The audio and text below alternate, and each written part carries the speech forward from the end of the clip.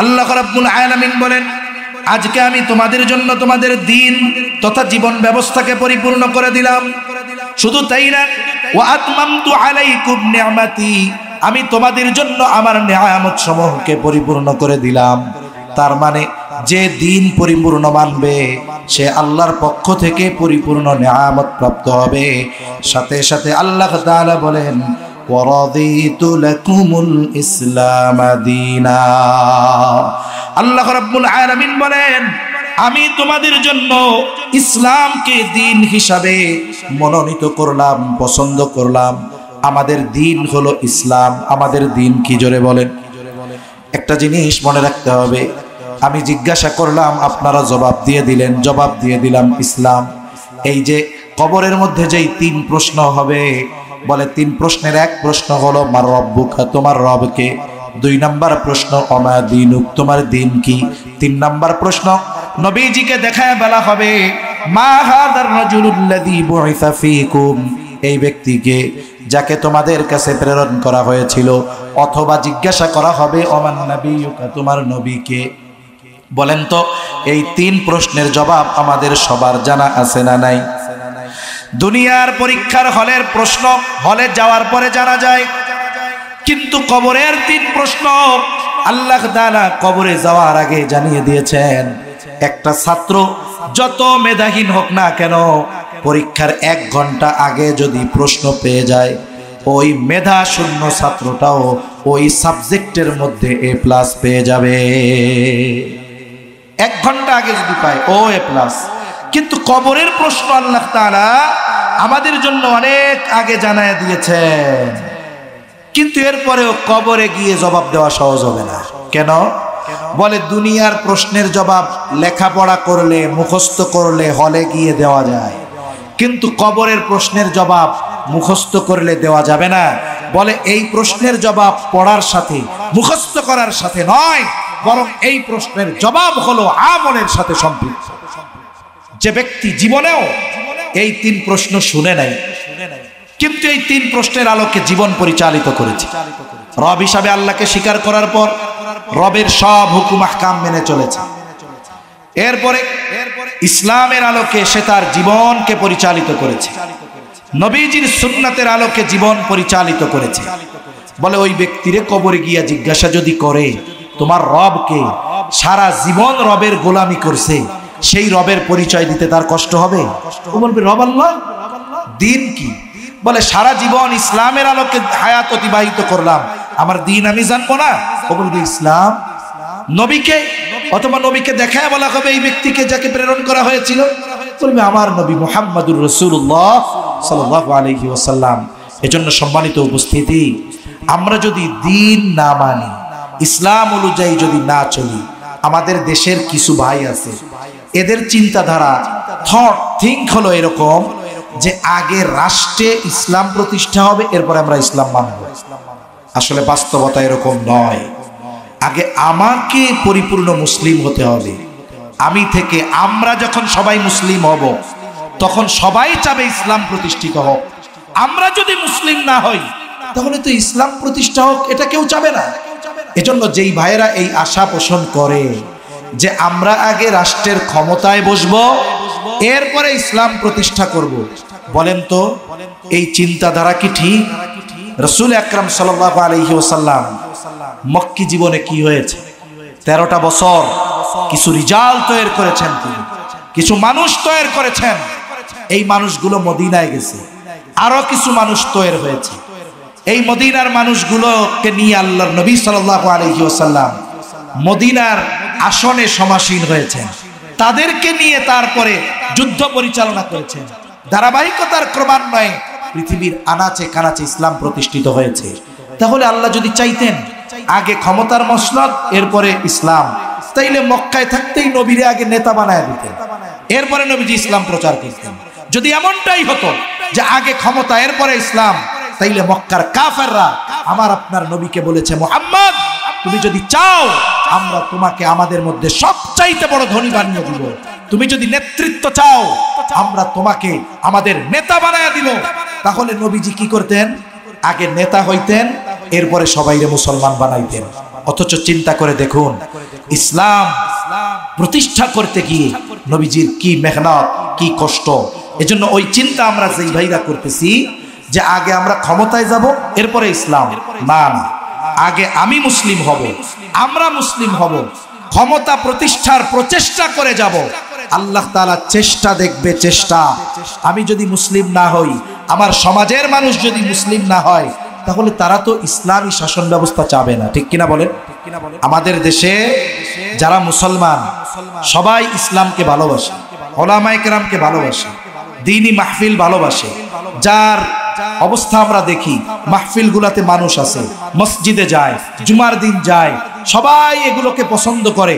কিন্তু ওই মানুষটাকেই যখন বলা হয় এক আইন হোক, চুরি করলে হাত কাটা হবে, ধর্ষণ যদি কেউ করে, ব্যভিচার যদি কেউ করে, যদি বিবাহিত হয় ওইটাকে পাথর মেরে নিক্ষেপ করা হবে, ও বলবে না না না না, এগুলো করা যাবে না।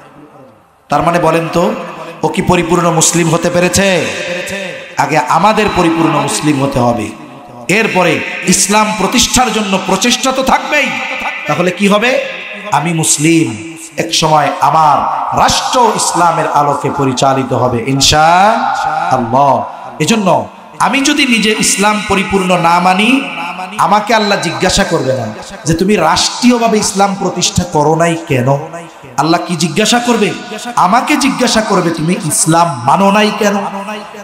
কিয়ামতের দিন প্রত্যেকটা ব্যক্তিকে যেই 5টি প্রশ্ন করা হবে, এই 5টি প্রশ্ন জবাব দেওয়া ছাড়া এক চুল পরিমাণ কেউ নড়তে পারবে না। দেখুন, ওইখানের 5টা প্রশ্নই মানুষের ব্যক্তির সাথে সম্পৃক্ত, আমার সাথে, নিজের সাথে সম্পৃক্ত। ওখানে আল্লাহ জিজ্ঞাসা করবে না রাষ্ট্রীয়ভাবে ইসলাম কেন প্রতিষ্ঠা করতে পারলা না। আল্লাহ আমাকে জিজ্ঞাসা করবে হায়াত কিভাবে অতিবাহিত করেছো, সম্পদ কিভাবে উপার্জন করেছো, কোথায় ব্যয় করেছো।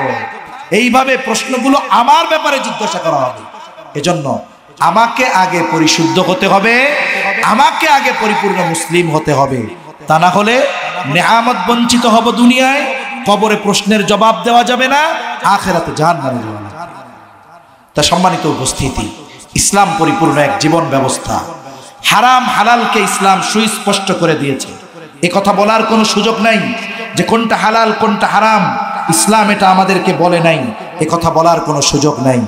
সেই জন্য আজকে থেকে আমাদের দৃঢ় প্রতিজ্ঞাবদ্ধ হব আমরা যে প্রত্যেকটা ক্ষেত্রে আমরা ইসলামকে পরিপূর্ণভাবে মেনে চলব। যেই বিষয়টায় আমার ইসলাম সম্পর্কে জানা নাই, আপনাদের পাশেই বড় দ্বীনি প্রতিষ্ঠান, ওলামায়ে কেরামের সাথে পরামর্শ করবেন, জানবেন যে হুজুর এটা আমরা কেমনে মানতে পারি। আগের দিন আমার দাদা এক মসজিদের ইমাম ছিলেন। মানুষ ছেলে বিয়ে দিবে, মেয়ে বিয়ে দিবে, এটা তাদের পারিবারিক ব্যাপার। এরপরেও ইমাম সাহেবের কাছে আসতো, ওলামায়ে কেরামের কাছে আসতো যে আপনারা একটু পরামর্শ দেন, যেই ছেলের সাথে মেয়ে বিয়ে দিবে ওই ছেলের ব্যাপারে তাকে জানাইতো। যতক্ষণ না ইমাম সাহেব বলতো হ্যাঁ এখানে বিবাহ দেওয়া যায়, ততক্ষণ পর্যন্ত মানুষ বিবাহ দিত না। কিন্তু এখন বিবাহ সহ অন্যান্য ধর্মীয় আচার অনুষ্ঠানে ওলামায়ে কেরামকে ডাকে কতটুক, তাই বিবাহর অনুষ্ঠানের মধ্যে হুজুরে খালি বিয়া পড়াইতে ডাকে, এরপরে বলে হুজুর আপনি যান গা, এখন আর এখানে আপনার থাকার মতো পরিবেশ নেই। ঠিক কিনা বলেন? এটা হবে না। বিবাহ শাদীর মধ্যেও ইসলাম আছে না নাই? খাবার দাবারে ইসলাম আছে না নাই? হাঁটা চলার মধ্যে ইসলাম আছে না নাই? প্রত্যেক জায়গায় ইসলাম রয়েছে, অথচ আমরা অজ্ঞ, বেখবর, ইসলাম সম্পর্কে আমাদের জানা নাই, দিন সম্পর্কে ধারণা নাই। অথচ আমরা কি করি? আমরা অন্যের দিন থেকে কাফের মুশরিকদের কালচার আমরা গ্রহণ করতেছি। ইসলাম কি ফকির নাকি? ইসলাম কি অপূর্ণাঙ্গ নাকি যে আমাকে অন্য ধর্ম থেকে কালচার গ্রহণ করতে হবে, সংস্কৃতি অন্য ধর্মেরটা গ্রহণ করতে হবে, পালন করতে হবে? ইসলাম এতটা ফকিরনি হয়ে যায় নাই। এজন্য ইসলাম কালচারাল শিক্ষা দিয়েছে আমাদের, ইসলাম নীতি নৈতিকতার শিক্ষা দিয়েছে। ইসলামের আলাদা সংস্কৃতি আছে, সভ্যতা আছে। মনে রাখবেন, আজকে আপনি আমি যাদেরকে সভ্য জাতি বলে অভিহিত করি, আল্লাহর কসম 200 বছরও হয় নাই ওই অসভ্য জাতিগুলাকে ইসলাম মুসলমানেরাই সভ্যতা শিখিয়েছে। তা খুঁজবে, খুঁজে পাবে না। বলে ততক্ষণ পাবে না কতক্ষণ, বলে একে চা পানের টাকা আপনি যতক্ষণ না দিবেন। চা পানের টাকা দিবেন, আর এরা যে কোন কাপে চা খায় আর কোন বাগানের পান খায় আল্লাহ ভালো জানে। 1000 টাকার কমে এদের চা পানের টাকা হয় না। এখন এই ব্যক্তি এই উপার্জনটা তার জন্য হালাল না হারাম? জোরে বলেন হারাম। কিন্তু এটারে তারা বকশিস মনে করে খায়। যেটা মৌলিকভাবে হারাম ওইটাকে আপনি যতই হালালের লেভেল লাগান না কেন ওটা কখনো হালাল হবে না। এই ব্যক্তি মনে করতেছে এটা তার পাওনা, কাজ করে দিচ্ছে। এই যে ঘুষের টাকা নিয়ে সে এইবার বাজারে গেছে পকেট করে, বাজারে গিয়ে দেখে বড় একটা গরু জবাই হয়েছে। বড় গরুর গোশত মজা হয়, পকেটে হারাম টাকা, কিন্তু কসাইকে গিয়ে কি জিজ্ঞাসা করে, বলে এই এত বড় গরু যে জবাই দিলা, জবাই দেওয়ার সময় কি বিসমিল্লাহ কইছিলা, আল্লাহর নাম উচ্চারণ করছিলা? কারণ কোন প্রাণী, হালাল প্রাণী যদি কেউ ইচ্ছাকৃতভাবে আল্লাহর নাম ব্যতীত জবাই করে তাহলে ওই হালাল প্রাণীর গোশত আর হালাল থাকে না, ওটা হারাম হয়ে যায়। এখন কসাইও তো চালাক, বলে শুনেন আমি নিজে নামাজ পড়ি না, এর হিসাব আল্লাহর কাছে দেওয়া লাগবে, ওটা আল্লাহর হক, আল্লাহ চাইলে মাফ করে দিতে পারে। কিন্তু আমি যদি ইচ্ছা করে বিসমিল্লাহ বাদ দিয়ে এই গরু জবাই করি, গোশত হারাম হয়ে যাবে, এটা আমিও জানি। আমি এত বোকা না, নামাজ কালাম না পড়লেও আল্লাহর নাম নিয়ে জবাই দিছি, তার মানে মোটামুটি নিশ্চিত হইল যে গোশত হালাল আছে। এইবার আল্লাহর বান্দা বলতেছে তাহলে এক কাজ করো, আমারে 10 কেজি গোশত দাও।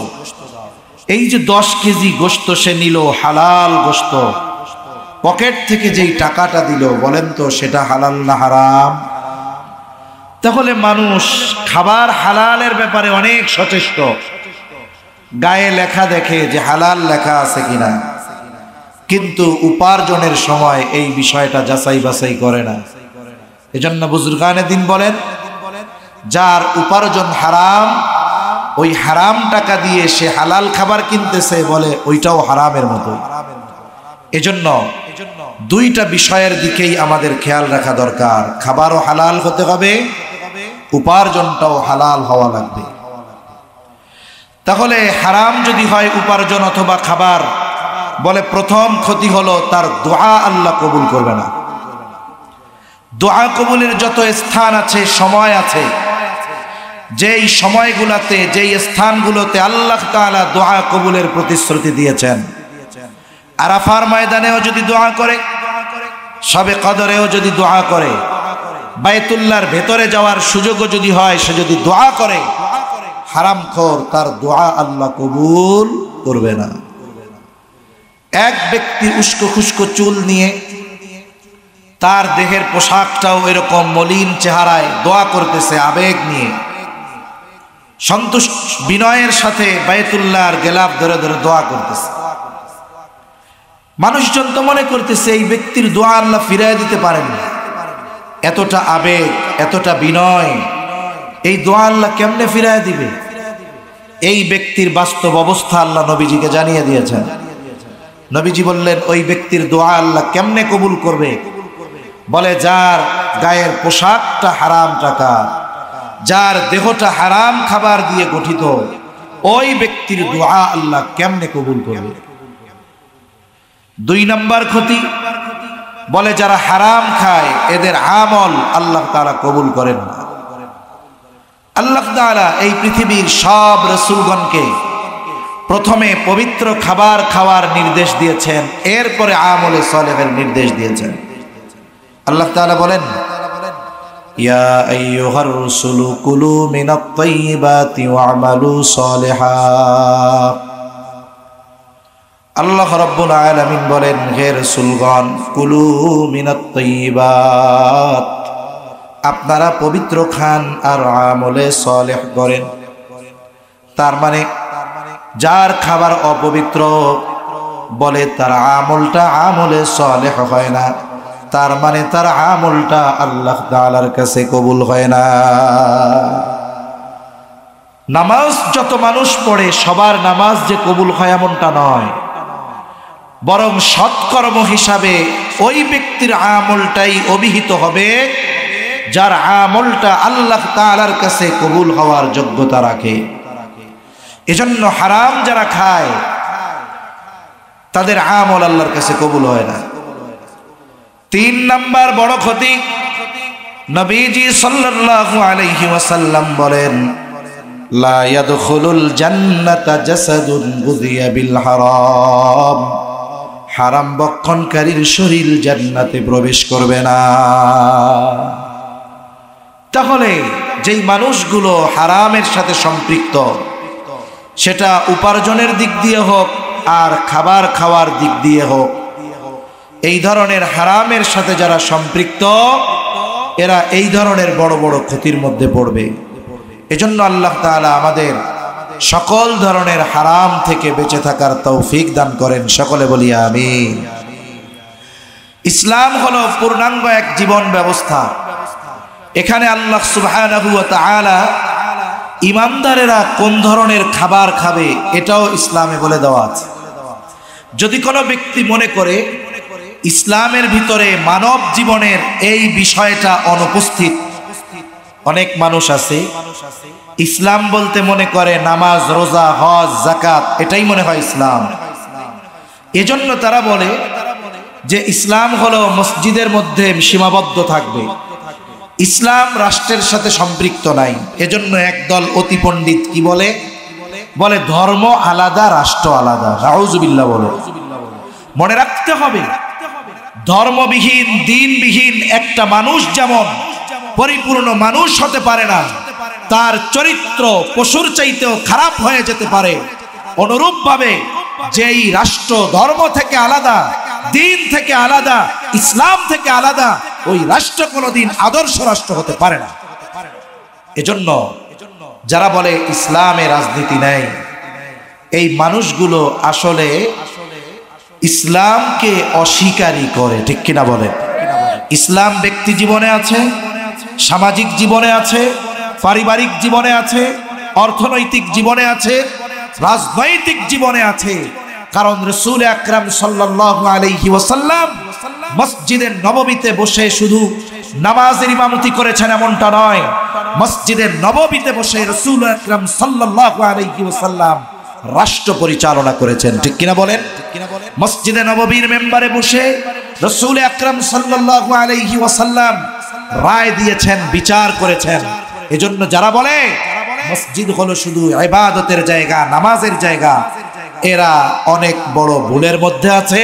প্রকারান্তরে ইসলামের বড় একটি বিধানকে তারা সরাসরি অস্বীকার করতেছে।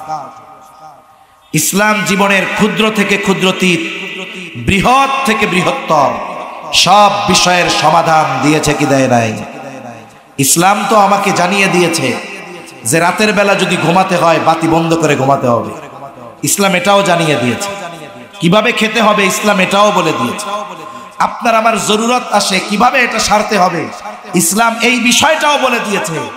সাথে সাথে রাষ্ট্র কিভাবে পরিচালনা করতে হবে, কোন অপরাধের কি শাস্তি হবে, ইসলাম রাষ্ট্র পরিচালনার পদ্ধতিও বলে দিয়েছে। ঠিক কিনা বলেন? এজন্য মানব জীবনের এমন কোন দিক নাই যেই দিকটার সমাধান ইসলাম আমাদেরকে দেয় নাই। এজন্য ইসলাম পূর্ণাঙ্গ এক জীবন ব্যবস্থা। ইসলাম কি মুমিন খাবে, কোনটা তার জন্য বৈধ, কোনটা অবৈধ, এ টু জেড সব কিছুর সমাধান ইসলামে আছে না নাই? এজন্য ইসলাম হলো কমপ্লিট কোড অফ লাইফ। এই জীবনের প্রত্যেকটা দিক ইসলাম আমাদেরকে জানিয়েছে, শিখিয়েছে। কিন্তু আফসোস, আমরা কিছু মানুষ শুধু নামাজ রোজার মধ্যেই ইসলামকে সীমাবদ্ধ করে ফেলেছি। এটা সমীচীন নয়। আমাদের ইসলাম জানা দরকার। যে জানবে সেই আমল করতে পারবে, যে জানবে না সে কেমন করে মানবে? ঠিক কিনা বলেন?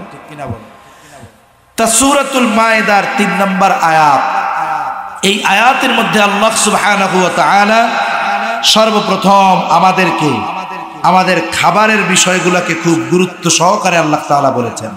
আল্লাহ তাআলা কি বলেন? আল্লাহ তাআলা বলেন, হুররিমাত আলাইকুমুল মাইতাতু ওয়াদ-দামু ওয়া লাহমুল খিনজির ওয়া মা উহিল্লা লিগাইরিল্লাহি বিহি। আল্লাহ তাআলা বলেন, হুররিমাত আলাইকুমুল মাইতাতু ওয়াদ-দামু ওয়া লাহমুল খিনজির, তোমাদের জন্য মৃত বস্তু হারাম করা হয়েছে, মৃত প্রাণী হারাম, সাথে সাথে রক্ত হারাম, শূকরের গোশতকে আল্লাহ তাআলা হারাম ঘোষণা করেছে। এক নাম্বার মৃত বস্তু হারাম। দুই নাম্বার জবাই করার সময় যেই রক্ত প্রবাহিত হয় এই রক্ত হারাম। স্বাভাবিকভাবেও কেউ যদি রক্ত পান করে ওটাও কিন্তু হারাম। তিন নাম্বার শূকরের গোশত হারাম। প্রথম মৃতটা হারাম। কেন? জবাইয়ের পদ্ধতি কেন ইসলাম রাখলো? জবাই করেও তো ওটাকে মারা হয়, এমনেও মরে, তবে এমনে মরলে কেন হারাম আর জবাই করে মারলে কেন হালাল? যদি হালাল প্রাণী হয়, হালাল প্রাণী মরলেও হারাম, স্বাভাবিকভাবে জবাই করে মারলে এরপরে হালাল। হারাম হওয়ার যে যৌক্তিক কারণ চিকিৎসা বিজ্ঞান বলতেছে যে যখন কোনো প্রাণী স্বাভাবিকভাবে মারা যায়, মারা যাওয়ার কিছু কারণ থাকে। যেমন একটা মানুষ সুস্থ রাতের বেলা ঘুমোতে গিয়েছে, রাতে ঘুমোতে গেল, সকালবেলায় ডাক দেয় ওঠে না, সে মারা গেছে। মারা কেন গেছে? তার রূহ দেহ থেকে বের হয়ে গেল, কিন্তু প্রতিটা মৃত্যুর পিছনে কারণ পাওয়া যায়। এটা আল্লাহ তাআলার সিস্টেম। কারণ দেখা যাবে সে রাতের বেলায় স্ট্রোক করে মারা গেছে, তার হার্ট অ্যাটাক হয়েছিল, সে মারা গেছে। ঘুমন্ত অবস্থায় হার্ট অ্যাটাক হয়েছে, মারা গেছে। স্বাভাবিকভাবে যখন কোনো প্রাণী স্বাভাবিকভাবে মারা যায়, বলে ওই মৃত্যুর কারণে তার দেহের ভেতরে তার রক্তটা আস্তে আস্তে জমাট বাঁধে, রক্ত প্রবাহিত হওয়া বন্ধ হয়ে যায়। মানুষ যখন মারা যায় তার হার্টের পাম্পিং বন্ধ হয়ে যায়। ডাক্তার দেখবেন এই জায়গায় হাত দিয়ে পরীক্ষা করে, কি দেখে? দেখে যে রক্ত চলাচল হচ্ছে কিনা। একটা উদাহরণ বলেন তো, আপনাদের এই পাশে নদী আছে না? নদীটা প্রবাহমান, পানি সব সময় প্রবাহিত হতে থাকে, চলাচল করতে থাকে। এই নদী অন্য নদীর সাথে কানেকশন, আস্তে আস্তে ওইটা সাগরে গিয়ে মিশছে। কিন্তু এই নদীর আশেপাশে যদি কেউ ময়লাও ফেলে, প্রবাহিত পানি হওয়ার কারণে এর দূষিত পানি আস্তে আস্তে চলে যায়। কিন্তু যদি এমন হয় কোনো জলাশয় বা পুকুর যেখানের পানি প্রবাহ বন্ধ হয়ে গিয়েছে, এখন যদি ওই জায়গায় মানুষ ময়লা ফেলে, সময়ের সাথে সাথে ওই পানি নষ্ট হবে, পানি গন্ধ হবে, ওই পানি পান করার, ব্যবহার করার অনুপযুক্ত বলে বিবেচিত হবে। ঠিক কিনা বলেন? ওই পানির মধ্যে হাজারো জীবাণু, ব্যাকটেরিয়া হবে। ওই পানি পান করলে মানুষ অসুস্থ হয়ে যাবে। অনুরূপভাবে যখন কোনো প্রাণী জবাইবিহীন সাধারণভাবে মৃত্যুবরণ করে, তার রক্ত প্রবাহ বন্ধ হয়ে যায়। একটা মানুষ মারা যাওয়ার পর কবরে রাখার পরে 2-3 দিনের মধ্যে দেহে পচন ধরে যায়, পোকা লাগা শুরু হয়ে যায়। অনুরূপভাবে যখন কোনো প্রাণী জবাইয়ের মাধ্যমে নয় স্বাভাবিকভাবে মৃত্যুবরণ করে, তার রক্ত প্রবাহিত বন্ধ। তখন কি হয়? বলে ওই রক্তটা মুহূর্তের ভিতরে ব্যাকটেরিয়া ওর মধ্যে জন্ম নেয়, ওর মধ্যে বিভিন্ন জীবাণুর জন্ম নেয়। এখন ওইটা গোস্তের সাথে মিশে, ওইটা স্বাভাবিকভাবে খাওয়া মানুষের জন্য ক্ষতিকর। কিন্তু ইসলাম এই ক্ষতির দিকে নজর রেখেই ইসলাম 1500 বছর আগে হালাল প্রাণী যদি জবাইবিহীন সাধারণভাবে মৃত্যুবরণ করে, ওই প্রাণীকেও আল্লাহ তাআলা ভক্ষণ করা নিষিদ্ধ করে দিয়েছেন। তবে সমুদ্রের যেই মাছ, এটার ক্ষেত্রে ভিন্ন বিষয়। ইসলাম মানার ক্ষেত্রে যৌক্তিকতাকে প্রাধান্য না দিয়ে আল্লাহর আদেশকে প্রাধান্য দিতে হবে বেশি। এরপরে রক্তকে আল্লাহ তাআলা হারাম ঘোষণা করেছেন। এমনি রক্ত পান করা যেমন হারাম, বলে জবাই দেওয়ার পরে প্রাণীর দেহ থেকে যেই রক্ত বের হয়, বলে এটাও হারাম। এখন জবাই দেওয়া হলো, জবাই দেওয়ার মাধ্যমে রক্ত যখন প্রবাহিত হয়, বলে রক্তের সাথে যত দূষিত কিছু ওই প্রাণীর মধ্যে থাকে সব বের হয়ে যায়। তবে গোস্তের সাথে যেই রক্তটা লেগে থাকে, কোরবানির সময় আমরা জবাই করি, জবাই করার পরে রক্ত সব বের হয়ে গেল, এরপরে গোস্ত কাটা হলো, এই সময় যেই রক্ত থাকে, এটা যদি কেউ গোস্ত না ধুয়ে সরাসরি রান্না করতে দিয়ে দেয়, অসুবিধা নেই। কারণ যেই রক্ত প্রবাহিত হয়েছে ওইটার পরে পশুর দেহের ভেতরে যে রক্তটুকু থাকে বলে এটা আর নাপাক থাকে না, এটা পাক। এটা রান্নার সময় কেউ যদি রান্না করে খাইতে পারে, কেউ যদি চায় এটাকে ধুয়ে ফেলবে, পরিষ্কার করে খাবে, সে চাইলেও সেটা খেতে পারে। তাহলে রক্তের মধ্যে অনেক ধরনের জীবাণু থাকে। দেখেন, যখন কেউ কোনো অসুস্থ হয়, অধিকাংশ সময় ডাক্তারের কাছে গেলে সে ব্লাডের কয়েক ধরনের পরীক্ষা নিরীক্ষা দেয় না, যে বি ভাইরাস আছে কিনা, অন্যান্য কোনো জীবাণু রক্তের সাথে আছে কিনা, রক্তে কোলেস্ট্রল কেমন। তার মানে বোঝা গেল মানুষের রক্তের মধ্যে অনেক ধরনের রোগ বালাই জীবাণু থাকতে পারে। এটা যৌক্তিক কারণ। তবে রক্তকে হারাম ঘোষণা করেছেন কে? আল্লাহ। এরপরে আল্লাহ তাআলা বলেন শূকরের গোশত হারাম। শূকর হলো একটা নোংরা প্রাণী। দেখবেন যেইখানে যত ময়লা আছে, যত ময়লা এর মধ্যে শূকর যায়। স্বাভাবিকভাবে অপরিচ্ছন্ন প্রাণী। আল্লাহ তাআলা এটাকে হারাম ঘোষণা করেছেন। শুধু তাই না, আধুনিক সায়েন্স বলতেছে, বিজ্ঞান বলতেছে, যারা শূকরের গোশত খায়, এটা খাওয়ার কারণে সূক্ষ্ম এক ধরনের কৃমি হয়। কৃমি বলে এই কৃমিগুলো এত সূক্ষ্ম, ওইটা পেটে থাকে না, ওটা মানুষের দেহের যে কোনো জায়গায় হতে পারে, বরং এই শূকরের গোশত ভক্ষণ তার মৃত্যুর কারণ হয়ে যেতে পারে। আমাদের কথা হলো আল্লাহ হারাম করেছেন, যৌক্তিকতা দেখার সুযোগ নেই, কিন্তু বিজ্ঞানের কল্যাণে এর যৌক্তিকতা আমরা পাই। দেখুন, আরেকটা বিষয়, আমাদেরকে আল্লাহ তাআলা যেই সব প্রাণী খাওয়া হালাল করেছেন আমাদের জন্য, এরা কেউ হিংস্র প্রাণী না, এরা মাংসশাসী প্রাণী না। গরু কি খায়? বলে গরু খায় ঘাস, পাতা, লতা, এগুলা খায়। তার মানে আমাদের জন্য যেই সব প্রাণী আল্লাহ হালাল করেছেন, দেখবেন স্বভাবগতভাবে এই ধরনের প্রাণীগুলো বেশি চেতা না, হিংস্র না, অন্য প্রাণীকে খেয়ে ফেলে না। এই ধরনের প্রাণী আল্লাহ আমাদের জন্য হালাল করেছেন। গরু, ছাগল, মহিষ, উট, ভেড়া, দুম্বা, এগুলো স্বাভাবিকভাবে একেবারে শান্ত শিষ্ট স্বভাবের প্রাণী। এরা তৃণভোজী প্রাণী, এরা ঘাস টাস এইগুলা খায়। কিন্তু হিংস্র প্রাণী যেগুলো দেখুন, এগুলো আমাদের জন্য ইসলাম হালাল করে নাই। এজন্য খাবারের প্রভাব মানুষের মধ্যে পড়ে।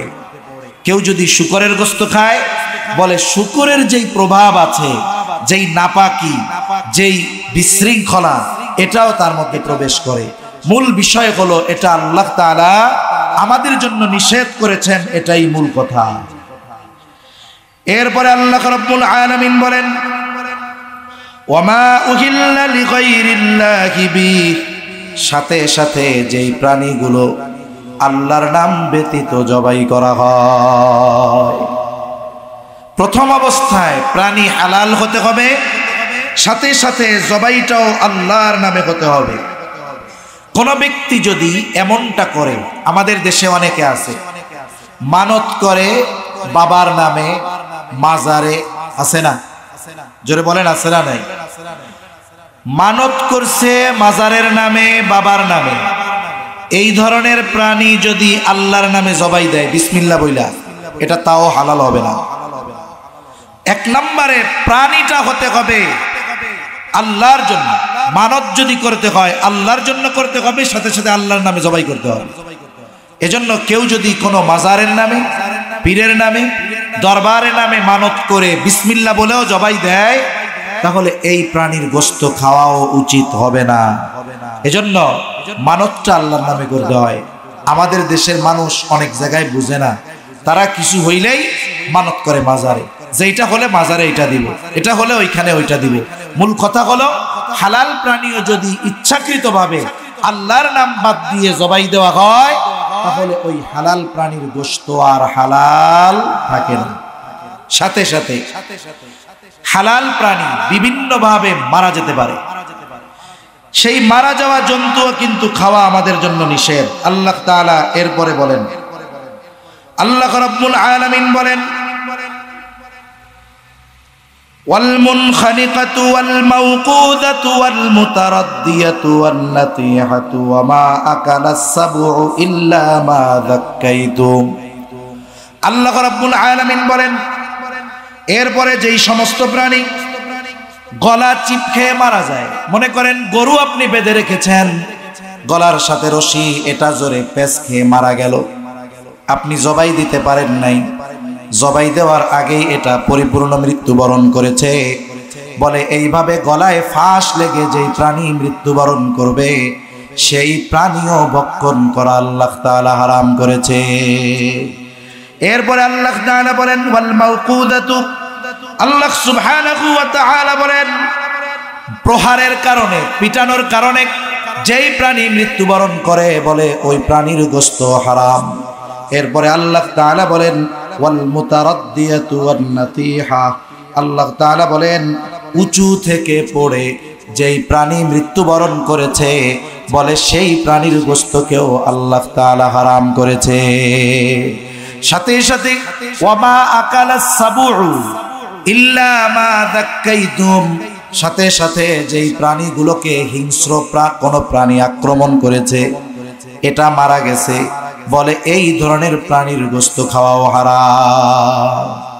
তবে যদি অবস্থাটা এমন হয়ে যায় যে মারা যায় নাই কিন্তু এখনো জীবিত আছে, এর আগেই জবাই দিয়া ফেলছে, ফাঁস লেগে অবস্থা খারাপ, মারা যায় না কিন্তু জবাই দিতে পারছে, রক্ত প্রবাহিত হয়েছে, অসুবিধা নেই। পড়ে গেছে, মারা যাওয়ার আগে জবাই দিতে পারছে, অসুবিধা নেই। শিং দিয়ে একটা প্রাণী আর একটারে গুতা মারছে, মারা যাওয়ার আগে জবাই দিতে পারছে, অসুবিধা নেই।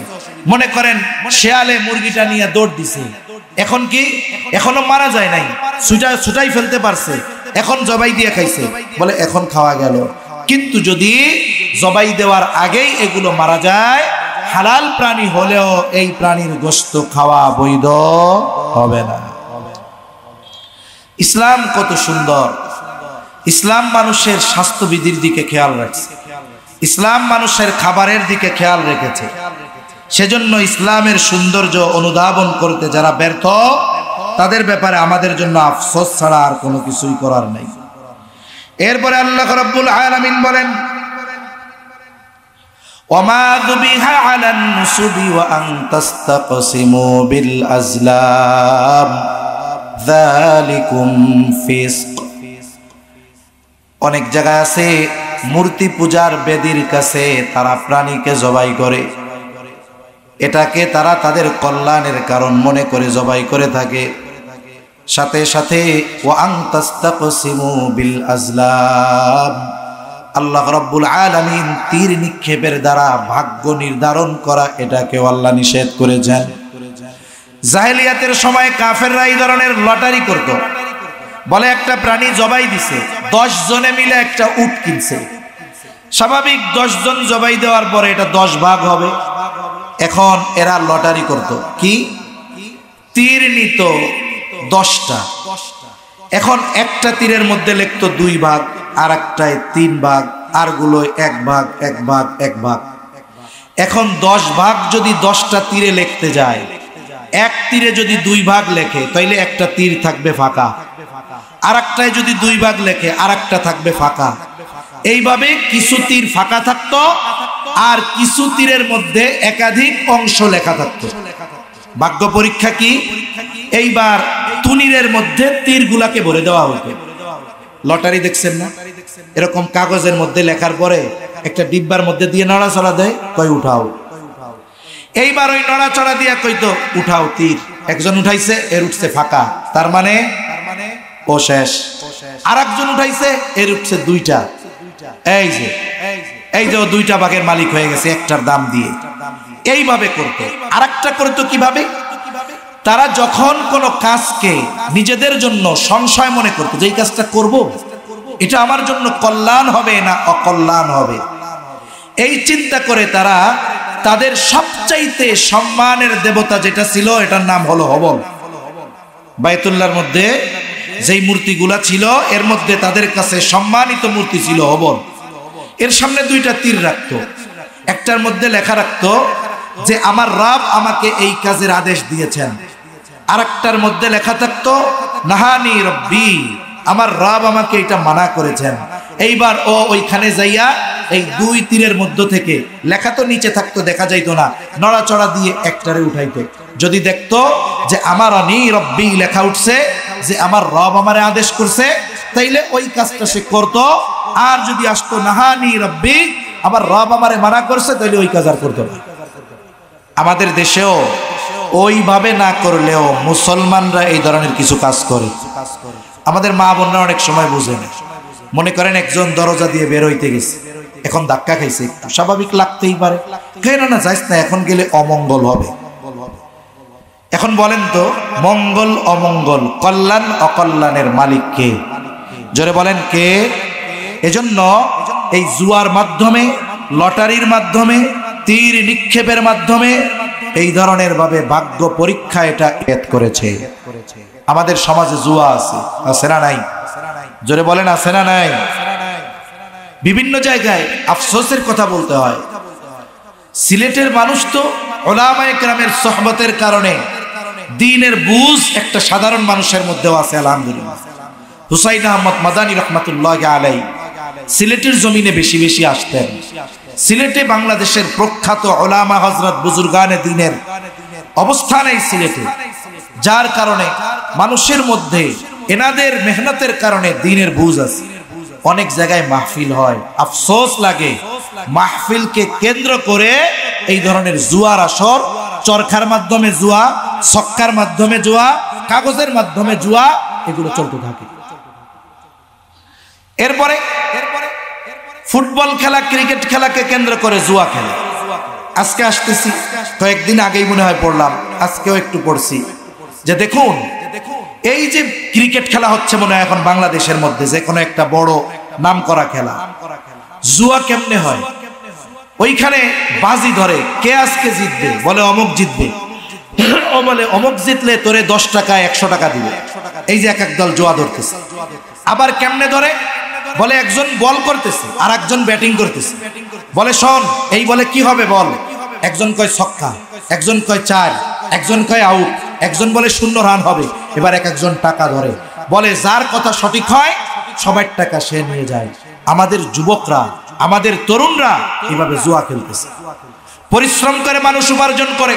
আমাদের ঢাকা শহরে দেখি ঠেলা গাড়ি চালায়, রিক্সা চালায়, 4-5 জন এক জায়গায় বসা গোল হয়ে, কিরে একটু নজর দিলে দেখা যাবে মোবাইলটা নিয়ে লুডু খেলতেছে, টাকা দিয়ে জুয়া খেলতেছে।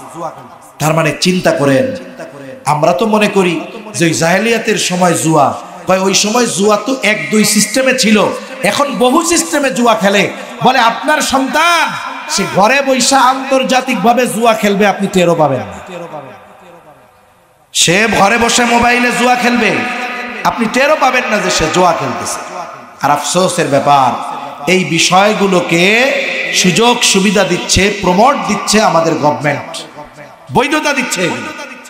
যেখানে মদ তাদের হারাম করা দরকার ছিল, জুয়াকে হারাম করা দরকার ছিল, অথচ এইগুলাকে লাইসেন্স দিয়ে বৈধতা প্রদান করে সামাজিক অশান্তি, পারিবারিক অশান্তি তারা সৃষ্টি করতেছে। ঠিক কিনা বলেন? মনে রাখতে হবে, এটা ইসলাম আমাদের জন্য নিষেধ করেছে। ইসলামের প্রতিটা নিষেধের মধ্যে মানুষের কল্যাণ, মানবতার কল্যাণ, পারিবারিক কল্যাণ নিহিত থাকে। এজন্য আমরা কোনো সময় কোনো ধরনের জুয়ার কাছে যাব না, লটারির কাছে যাব না।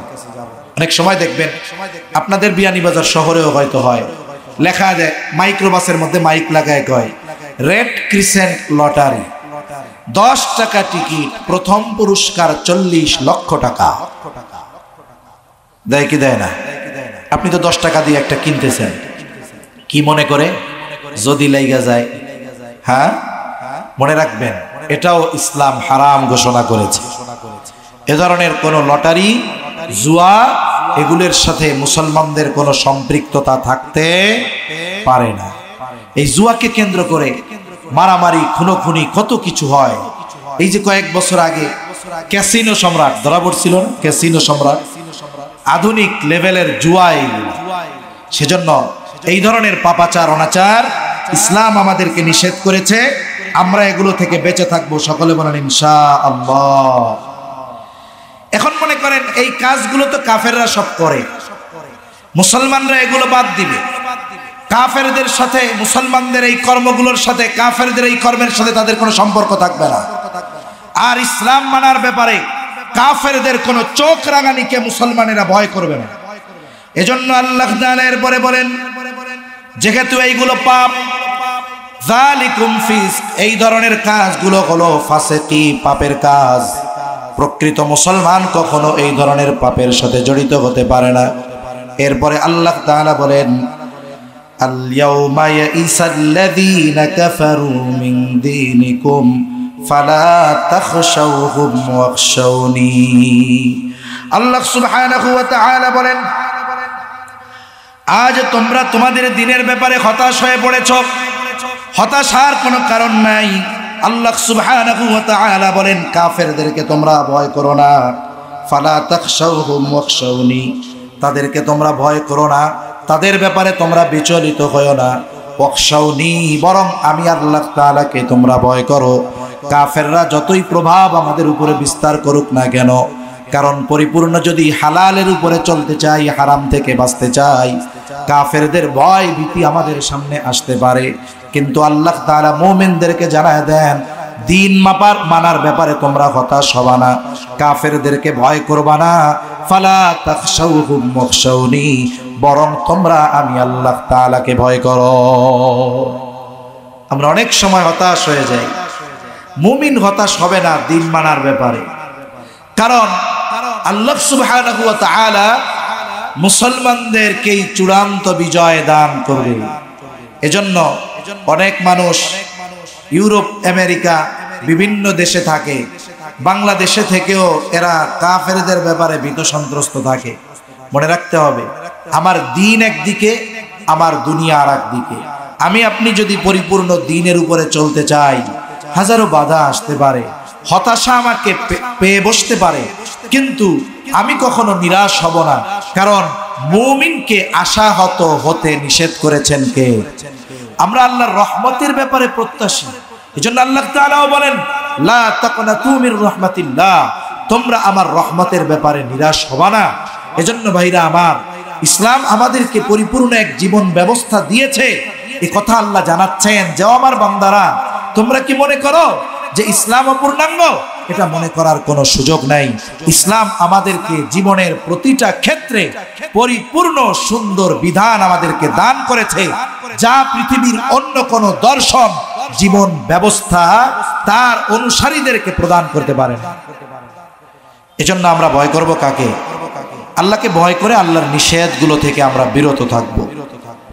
এই আয়াতের পরবর্তী অংশের ব্যাপারে তাফসীরের মধ্যে এসেছে যে রাসূল আকরাম সাল্লাল্লাহু আলাইহি ওয়াসাল্লামের সাহাবী খলিফাতুল মুসলিমিন হযরত ওমর রাদিয়াল্লাহু তাআলা আনহুর সময় একজন ইহুদি হযরত ওমর রাদিয়াল্লাহু তাআলা আনহুর কাছে এসে বলে, খলিফাতুল মুসলিমিন, আপনাদের কোরআনে এমন একটা আয়াত আছে যেই আয়াত আল্লাহ তাআলা আপনাদের নবীর উপরে নাজিল করেছেন। যদি ওই আয়াতটা তাওরাতের উপরে নাজিল হতো, যেই দিন নাজিল হতো ওই দিনটাকে আমরা ঈদের দিন বানায় ফেলতাম। হযরত ওমর রাদিয়াল্লাহু তাআলা আনহু জিজ্ঞাসা করে, কোন সে আয়াত? এইবার ইহুদি বলে, আল ইয়াউমা আকমালতু লাকুম দীনাকুম ওয়া আতমামতু আলাইকুম নি'মাতি ওয়া রাদিতু লাকুমুল ইসলাম দীনা। এই আয়াত হযরত ওমর রাদিয়াল্লাহু তাআলা আনহু বলেন, আল্লাহর শপথ, এই আয়াত কোন দিন, কোথায়, কার উপরে নাজিল হয়েছে আমি জানি।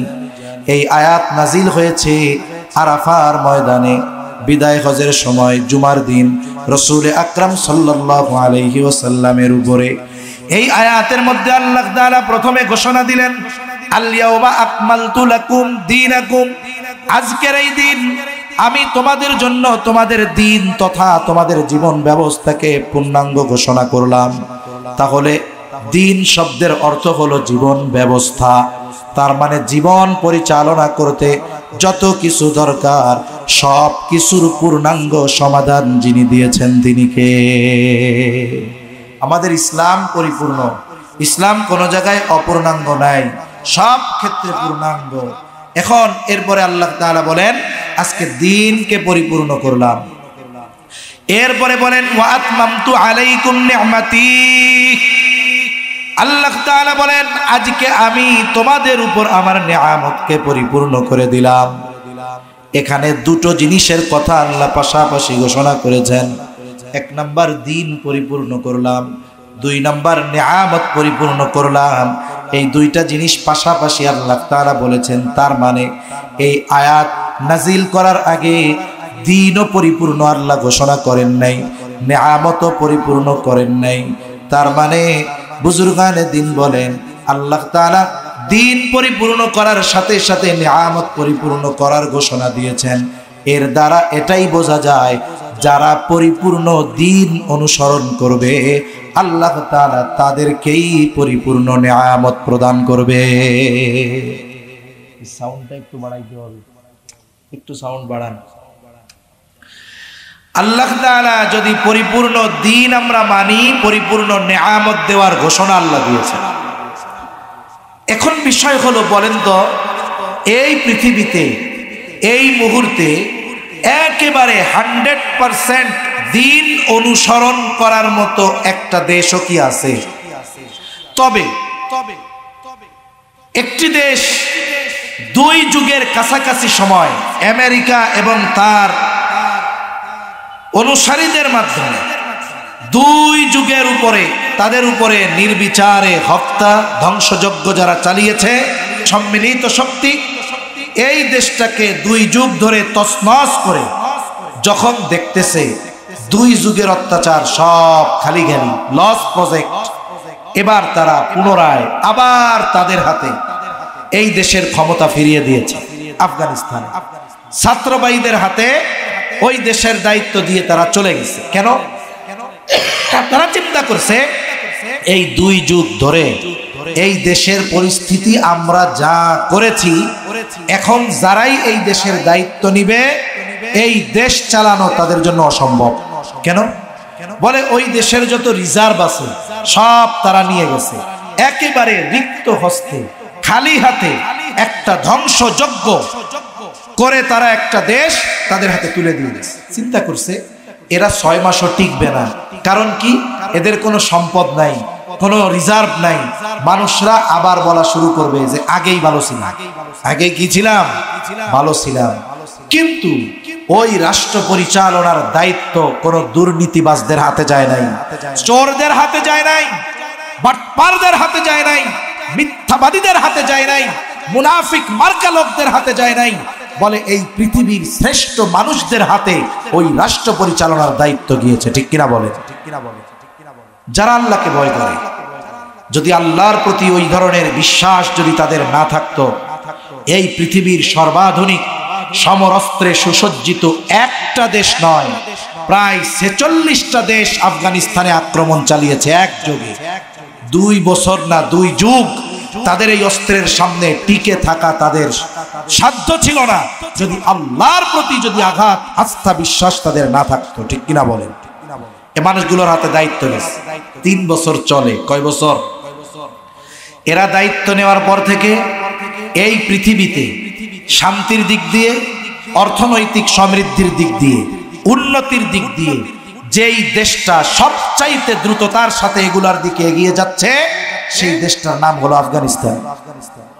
এটা সম্ভব কেমনে হলো? আল্লাহ তাআলা কোরআনুল কারীমের এক আয়াতের মধ্যে বলেন, ওয়ালাউ আন্না আহলাল কুরা আমানু ওয়াত্তাকাউ লাফাতাহনা আলাইহিম বারাকাতিম মিনাস সামাই ওয়াল আরদ। আল্লাহ তাআলা বলেন, ওই জনপদের অধিবাসীরা যদি ঈমান আনে আর মুত্তাকি হয়ে যায়, আমানু ওয়াত্তাকাউ, ঈমান যদি আনে আর যদি মুত্তাকি হয়ে যায়, আল্লাহ তাআলা বলেন লাফাতাহনা আলাইহিম বারাকাতিম মিনাস সামাই ওয়াল আরদ, আমি তাদের জন্য আসমান এবং জমিনের বরকতের দরজা সমূহ খুলে দিব। মুফাসসিরিন কেরাম বলেন, এই আয়াত যদিও একটা সম্প্রদায়কে কেন্দ্র করে আল্লাহ নাজিল করেছেন, কিন্তু এর হুকুম রহিত হয়ে যায় নাই। এখনো যদি এই পৃথিবীতে কোন সম্প্রদায়, কোন দেশ পরিপূর্ণ আল্লাহর আইন মেনে চলে, আল্লাহ তাআলা তাদের জন্য আসমান জমিনের বরকতের দরজা খুলে দিবেন। এর বাস্তব উপমা বর্তমানের ওই দেশ। তাকায় দেখেন 3 বছরে কি হলো। যেই সময় তারা রাষ্ট্র বিনির্মাণ করার কথা, এই সময় তারা অলরেডি এই পৃথিবীর সর্বাধুনিক গাড়ি আবিষ্কার করতেছে। কৃষি ক্ষেত্রে তাদের কি উন্নতি, সাথে সাথে আল্লাহ তাআলা তাদেরকে তরল সোনা অর্থাৎ তেলের খনি একের পর এক আফগানিস্তান বের হচ্ছে, ওখান থেকে তারা নিজস্ব পদ্ধতিতে তেল উৎপাদনের ব্যবস্থা করতেছে। সাথে সাথে কৃষি ক্ষেত্রে বিপ্লব, অর্থনৈতিক ক্ষেত্রে বিপ্লব, শিক্ষা ক্ষেত্রে বিপ্লব। যখন ওই দেশে ক্ষমতা গেল, আমাদের দেশের সাংবাদিকদের ঘুম হারাম। তারা বলছে তারা নারীদের লেখাপড়া বন্ধ করে দিয়েছে। আমাদের সাংবাদিকরা বলে যে তারা নারীদের রাস্তায় বের হতে দিচ্ছে না, মার্কেটে যেতে দিচ্ছে না। কিন্তু কয়েকদিন পরে আমরা কি দেখলাম, যে আফগান সরকার নারীদের জন্য আলাদা ইউনিভার্সিটি প্রতিষ্ঠা করেছে। ওইখানে তারা উচ্চশিক্ষায় শিক্ষিত হচ্ছে। নারীদের জন্য এমন মার্কেট তারা করতেছে যেখানে একটা পুরুষ প্রবেশ করতে পারবে না, 100% সব নারী। বলেন তো, যেখানে সব নারী সেখানে নারীর জান মাল সম্মান হানি হওয়ার কোনো আশঙ্কা আছে? আপনি ঢাকা শহর বাদ দেন, আপনাদের সিলেট শহরে হিসাব করেন, আপনি মার্কেটে ঢুকলে খেয়াল করবেন পুরুষের চাইতে নারীর সংখ্যা বেশি। ঠিক কিনা বলেন? এই জায়গায় সেফটি নাই। আমরা দেখি বাংলাদেশের বিভিন্ন সময় মার্কেটে গিয়ে, বাহিরে একা একা গিয়ে, শিক্ষা প্রতিষ্ঠানে গিয়ে আমাদের বোনেরা ইফটিজিং এর শিকার হচ্ছে, আমাদের বোনেরদের সম্মানহানি হচ্ছে। অথচ সেইখানে আফগানিস্তান নারীদের জন্য 100% নিরাপত্তার সাথে সুপার মার্কেট, শিক্ষা প্রতিষ্ঠান, উচ্চ শিক্ষায় শিক্ষিত হওয়ার ব্যবস্থা করতেছে। আমরা যখন এই কথাগুলো বলি, বলে আমরা হলাম উন্নতি আর অগ্রগতির ক্ষেত্রে বাধা। এদের চিন্তাধারাই এরকম, নারী পুরুষ যদি একসাথে বিবস্ত্র হয়ে হাঁটতে পারে তাইলে সেই রাষ্ট্র উন্নত হবে। এদের চিন্তাধারা এরকম। অথচ আমরা কি দেখলাম, যে আফগানিস্তান এটা করতেছে কেন? বলে তাদের রাষ্ট্র পরিচালনার দায়িত্ব এমন কিছু লোকদের হাতে গেছে, এরা সর্বোচ্চ চেষ্টা করতেছে আল্লাহর আইন মেনে রাষ্ট্র পরিচালনা করার জন্য। বাস্তবে এই জন্যই মাত্র 3 বছরের মাথায় তাদের অর্থের মান এত দ্রুততার সাথে বাড়তেছে। বলে আমাদের বাংলাদেশের 2 টাকা, তাদের দেশের 1 টাকা। বাংলাদেশের $1 132 টাকা, বলে তাদের দেশের $1 76 এই পৃথিবীতে সবচাইতে দ্রুততার সাথে আফগানিস্তানের মুদ্রার মান বাড়তেছে। যে যাই বলুক, এর মূলটা হলো তারা দিন মানার চেষ্টা করতেছে। ঠিক কিনা বলে? কিন্তু আফসোসের ব্যাপার, আমরা আমাদের রাষ্ট্রীয়ভাবে দিন মানাতো সেটা বহুদূর, আমরা ব্যক্তিগতভাবেও দিন অনুসরণ করতেছি। আমি নিজেকে, ইমাম গাজালি রহমাতুল্লাহি আলাইহি, উনি নিজের প্রত্যেকটা মানুষের দেহকে তিনি এক একটা রাজ্য বলে অভিহিত করেছেন। যেমন একটা দেশের শাসক, সে ওই দেশের সব কিছু পরিচালনা করার অধিকার রাখে। আল্লাহ সুবহানাহু ওয়া তাআলা আমাকে এই দেহের রাজা বানিয়েছেন, আমি আমার দেহকে পরিচালনা করার অধিকার রাখি। কিন্তু আফসোস, আমি আমাকে দ্বীনের উপরে পরিচালনা করার চেষ্টা করি না। আমি নিজে ঠিকমতো দ্বীন মানি না, হারাম হালালের যাচাই বাছাই করি না, সুন্নাত বিদআতের যাচাই বাছাই করি না। তাহলে কি হলো? প্রথমে আমার নিজেকে পরিপূর্ণ দ্বীনের উপরে প্রতিষ্ঠিত করতে হবে। মনে রাখবেন, আমরা কিন্তু একজনে হয় না, একাধিক ব্যক্তি মিলে আমরা হয়। আমি যদি দ্বীন মানি, আমার পরিবার মানবে, আমার প্রতিবেশী মানবে, আমার সমাজ মানবে। এক সময় ইনশাআল্লাহ গোটা দেশ দ্বীনের উপরে পরিচালিত হবে ইনশাআল্লাহ। এজন্য হতাশ হওয়া যাবে না যে আমি একা মানলে কি হবে, ও কথা বাদ দেন না। আমি একা মানি, আল্লাহ তাআলা চাইলে সবার মধ্যে যদি ওই চিন্তা ঢুকিয়ে দেয় আমরা সবাই দ্বীন মানবো, তাহলে ইনশাআল্লাহ এই পৃথিবীতে কোরআন সুন্নাহর আইন বাস্তবায়ন হবে ইনশাআল্লাহ। তাহলে আল্লাহ তাআলা বলেন, আল-ইয়াওমা আকমালতু লাকুম দীনাকুম ওয়া আতমামতু আলাইকুম নি'মাতি ওয়া রাদিতু লাকুমুল ইসলাম দীনা। আল্লাহ রাব্বুল আলামিন বলেন, আজকে আমি তোমাদের জন্য তোমাদের দ্বীন তথা জীবন ব্যবস্থাকে পরিপূর্ণ করে দিলাম। শুধু তাই না, ওয়া আতমামতু আলাইকুম নি'মাতি, আমি তোমাদের জন্য আমার নিয়ামত সমূহকে পরিপূর্ণ করে দিলাম। তার মানে যে দ্বীন পরিপূর্ণ মানবে সে আল্লাহর পক্ষ থেকে পরিপূর্ণ নিয়ামত প্রাপ্ত হবে। সাথে সাথে আল্লাহ তাআলা বলেন, ওয়া রাদিতু লাকুমুল ইসলাম দীনা। আল্লাহ রাব্বুল আলামিন বলেন, আমি তোমাদের জন্য ইসলামকে দিন হিসাবে মনোনীত করলাম, পছন্দ করলাম। আমাদের দিন হলো ইসলাম। আমাদের দিন কি, জোরে বলেন? একটা জিনিস মনে রাখতে হবে, আমি জিজ্ঞাসা করলাম, আপনারা জবাব দিয়ে দিলেন, জবাব দিয়ে দিলাম ইসলাম। এই যে কবরের মধ্যে যেই 3 প্রশ্ন হবে, বলে 3 প্রশ্নের এক প্রশ্ন হলো মার রব্বুকা, তোমার রবকে। 2 নাম্বার প্রশ্ন অমা দীনুক, তোমার দিন কি। 3 নাম্বার প্রশ্ন নবীজিকে দেখায় বলা হবে মা হাদার রাজুলুল্লাযী বুইসা ফীকুম, এই ব্যক্তিকে যাকে তোমাদের কাছে প্রেরণ করা হয়েছিল। অথবা জিজ্ঞাসা করা হবে অমান নাবিয়ুকা, তোমার নবীকে। বলেন তো এই 3 প্রশ্নের জবাব আমাদের সবার জানা আছে না নাই? দুনিয়ার পরীক্ষার হলের প্রশ্ন হলে যাওয়ার পরে জানা যায়, কিন্তু কবরের 3 প্রশ্ন আল্লাহ তাআলা কবরে যাওয়ার আগে জানিয়ে দিয়েছেন। একটা ছাত্র যত মেধাহীন হোক না কেন, পরীক্ষার 1 ঘন্টা আগে যদি প্রশ্ন পেয়ে যায়, ওই মেধা শূন্য ছাত্রটাও ওই সাবজেক্টের মধ্যে A+ পেয়ে যাবে। 1 ঘন্টা আগে যদি পায় ও A+।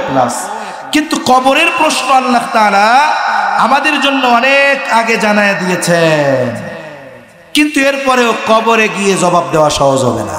কেন? বলে দুনিয়ার প্রশ্নের জবাব লেখাপড়া করলে, মুখস্থ করলে হলে গিয়ে দেওয়া যায়, কিন্তু কবরের প্রশ্নের জবাব মুখস্থ করলে দেওয়া যাবে না। বলে এই প্রশ্নের জবাব পড়ার সাথে, মুখস্থ করার সাথে নয়, বরং এই প্রশ্নের জবাব হলো আমলের সাথে সম্পৃক্ত। যে ব্যক্তি জীবনেও এই 3 প্রশ্ন শুনে নাই, কিন্তু এই 3 প্রশ্নের আলোকে জীবন পরিচালিত করেছে, রব হিসাবে আল্লাহকে স্বীকার করার পর রবের সব হুকুম আহকাম মেনে চলেছে, এরপরে ইসলামের আলোকে সে তার জীবনকে পরিচালিত করেছে, নবীজির সুন্নাতের আলোকে জীবন পরিচালিত করেছে। বলে ওই ব্যক্তিরে কবরে গিয়া জিজ্ঞাসা যদি করে তোমার রবকে, সারা জীবন রবের গোলামি করছে, সেই রবের পরিচয় দিতে তার কষ্ট হবে? ও বলবে রব আল্লাহ, দিন কি? বলে সারা জীবন ইসলামের আলোকে হায়াত অতিবাহিত করলাম, আমার দিন আমি জানবো না? ও বলবে ইসলাম। নবীকে অথবা নবীকে দেখায় বলা হবে এই ব্যক্তিকে যাকে প্রেরণ করা হয়েছিল, বলবে আমার নবী মুহাম্মদুর রাসূলুল্লাহ সাল্লাল্লাহু আলাইহি ওয়াসাল্লাম। এজন্য সম্মানিত উপস্থিতি, আমরা যদি দিন না মানি, ইসলাম অনুযায়ী যদি না চলি, আমাদের দেশের কিছু ভাই আছে, এদের চিন্তাধারা থিঙ্ক হলো এরকম যে আগে রাষ্ট্রে ইসলাম প্রতিষ্ঠা হবে, এরপরে আমরা ইসলাম মানব। আসলে বাস্তবতা এরকম নয়। আগে আমাকে পরিপূর্ণ মুসলিম হতে হবে। আমি থেকে আমরা যখন সবাই মুসলিম হব, তখন সবাই চাবে ইসলাম প্রতিষ্ঠিত হোক। আমরা যদি মুসলিম না হই, তাহলে তো ইসলাম প্রতিষ্ঠা হোক এটা কেউ চাবে না। এজন্য যেই ভাইয়েরা এই আশা পোষণ করে যে আমরা আগে রাষ্ট্রের ক্ষমতায় বসবো, এরপরে ইসলাম প্রতিষ্ঠা করব, বলেন তো এই চিন্তাধারা কি ঠিক? রাসূল আকরাম সাল্লাল্লাহু আলাইহি ওয়াসাল্লাম মক্কি জীবনে কি হয়েছে? 13টা বছর কিছু রিজাল তৈরি করেছেন, তিনি কিছু মানুষ তৈরি করেছেন। এই মানুষগুলো মদিনায় গেছে, আরো কিছু মানুষ তৈরি হয়েছে। এই মদিনার মানুষগুলোকে নিয়ে আল্লাহর নবী সাল্লাল্লাহু আলাইহি ওয়াসাল্লাম মদিনার আসনে সমাসীন হয়েছেন, তাদেরকে নিয়ে তারপরে যুদ্ধ পরিচালনা করেছেন। ধারাবাহিকতার ক্রমান্বয়ে পৃথিবীর আনাচে কানাচে ইসলাম প্রতিষ্ঠিত হয়েছে। তাহলে আল্লাহ যদি চাইতেন আগে ক্ষমতার মসনদ, এরপরে ইসলাম, তাইলে মক্কায় থাকতেই নবীরে আগে নেতা বানায় দিতেন, এরপরে নবীজি ইসলাম প্রচার করতেন। যদি এমনটাই হতো যে আগে ক্ষমতা এরপরে ইসলাম, তাইলে মক্কার কাফেররা আমার আপনার নবীকে বলেছে, মুহাম্মদ তুমি যদি চাও আমরা তোমাকে আমাদের মধ্যে সবচাইতে বড় ধনী বানিয়ে দিব, তুমি যদি নেতৃত্ব চাও আমরা তোমাকে আমাদের নেতা বানায় দিব। তাহলে নবীজি কি করতেন? আগে নেতা হইতেন, এরপরে সবাইরে মুসলমান বানাইতেন। অথচ চিন্তা করে দেখুন, ইসলাম প্রতিষ্ঠা করতে গিয়ে নবীজির কি মেহনত, কি কষ্ট। এজন্য ওই চিন্তা আমরা যেই ভাইরা করতেছি যে আগে আমরা ক্ষমতায় যাব এরপরে ইসলাম, না না, আগে আমি মুসলিম হব, আমরা মুসলিম হব, ক্ষমতা প্রতিষ্ঠার প্রচেষ্টা করে যাব। আল্লাহ তাআলা চেষ্টা দেখবে, চেষ্টা। আমি যদি মুসলিম না হই, আমার সমাজের মানুষ যদি মুসলিম না হয়, তাহলে তারা তো ইসলামী শাসন ব্যবস্থা চাবে না, ঠিক কিনা বলেন? আমাদের দেশে যারা মুসলমান সবাই ইসলামকে ভালোবাসে, ওলামায়ে কেরামকে ভালোবাসে, দ্বীনি মাহফিল ভালোবাসে। যার অবস্থা আমরা দেখি, মাহফিলগুলোতে মানুষ আছে, মসজিদে যায়, জুমার দিন যায়, সবাই এগুলোকে পছন্দ করে। কিন্তু ওই মানুষটাকেই যখন বলা হয় এক আইন হোক, চুরি করলে হাত কাটা হবে, ধর্ষণ যদি কেউ করে, ব্যভিচার যদি কেউ করে, যদি বিবাহিত হয় ওইটাকে পাথর মেরে নিক্ষেপ করা হবে, ও বলবে না না না না, এগুলো করা যাবে না। তার মানে বলেন তো, ও কি পরিপূর্ণ মুসলিম হতে পেরেছে? আগে আমাদের পরিপূর্ণ মুসলিম হতে হবে, এরপরে ইসলাম প্রতিষ্ঠার জন্য প্রচেষ্টা তো থাকবেই। তাহলে কি হবে? আমি মুসলিম, এক সময় আমার রাষ্ট্র ইসলামের আলোকে পরিচালিত হবে ইনশাআল্লাহ। এজন্য আমি যদি নিজে ইসলাম পরিপূর্ণ না মানি, আমাকে আল্লাহ জিজ্ঞাসা করবে না যে তুমি রাষ্ট্রীয়ভাবে ইসলাম প্রতিষ্ঠা করো নাই কেন। আল্লাহ কি জিজ্ঞাসা করবে? আমাকে জিজ্ঞাসা করবে তুমি ইসলাম মানো নাই কেন। কিয়ামতের দিন প্রত্যেকটা ব্যক্তিকে যেই 5টি প্রশ্ন করা হবে, এই 5টি প্রশ্ন জবাব দেওয়া ছাড়া এক চুল পরিমাণ কেউ নড়তে পারবে না। দেখুন, ওইখানের 5টা প্রশ্নই মানুষের ব্যক্তির সাথে সম্পৃক্ত, আমার সাথে, নিজের সাথে সম্পৃক্ত।